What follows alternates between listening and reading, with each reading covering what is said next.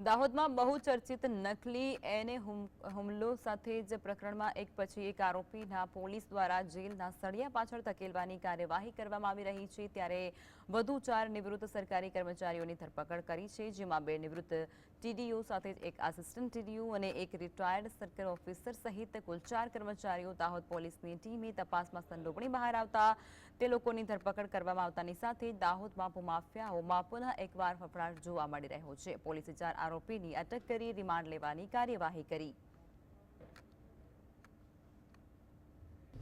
આમાં અમુક અધિકારીઓએ શોર્ટકટથી અથવા સ્પીડથી કામ કરાવવા માટે, ખોટી રીતે કામ કરાવવા માટે આની પાસે કામ રાખ્યું હોય એવું હકીકત જણાવેલી હતી। જે અન્વયે વિગતવાર તપાસ કરતા તપાસ દરમિયાન જે તે વખતના 2 ટીડીઓ સીએમ બારિયા કે જે ઇન્ચાર્જ ટીડીઓ હતા, ડીકે સંગાડા કે જેઓ પણ ઇન્ચાર્જ ટીડીઓ હતા, ત્યારબાદ પીએસ આંબલિયા કે જે ઇન્ચાર્જ એ ટીડીઓ હતા અને એમ કે તાવિયાડ કે જે તે સમયના સર્કલ અધિકારી હતા। આ 4 લોકોનું ઇન્વોલ્વમેન્ટ હોય એવું તપાસ દરમિયાન જણાયા હતા। એ 4 લોકોની હાલમાં અટક કરવામાં આવેલી છે અને એમને રિમાન્ડ લેવાની પ્રક્રિયા હાલમાં ચાલુમાં છે।